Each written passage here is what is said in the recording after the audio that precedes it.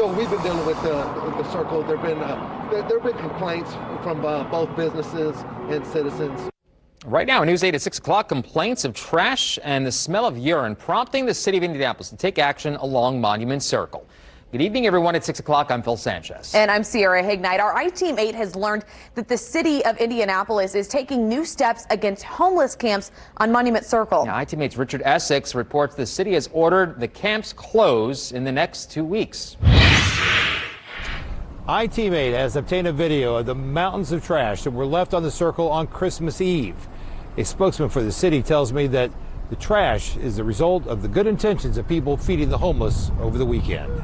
This is video shot on Christmas Eve by Chris Spangle. He and his girlfriend hadn't been downtown in a while, and he thought a trip around the circle to see the lights was in order.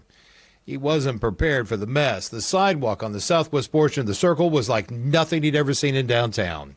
Drove through the circle and were totally shocked by the conditions of the circle that night, and drove around a second time to take a video, and there was a lot of trash, specifically outside of the IRT and the IPL building. Lots of people yelling and arguing on that strip of the circle, and no one else in any other part of the circle except for on the monument where families were taking photos.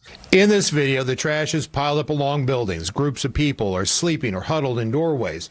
What caught his attention was the amount of trash and the number of people camped under the Hilbert Circle Theater entrance. This time of year, the entrance should be packed with people waiting in line for the Yuletide celebration.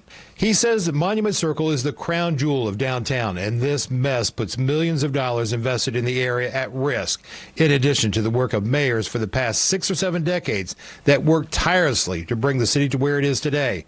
Allowing the circle to get into this condition, he says, is reprehensible.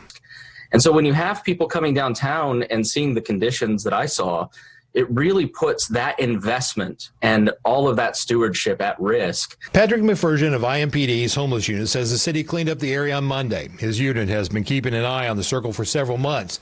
He says the trash and debris is the culmination of a perfect storm created by the holidays and the pandemic. Donations of food and clothes to those living and camping around the circle was overwhelming. You know, you see people in need and you want to help. And again, it's one of those things that, we all want to have compassion. And it's one of those things that, it comes with good intentions, but sometimes, we have bad outcomes. And so the trash has to go somewhere.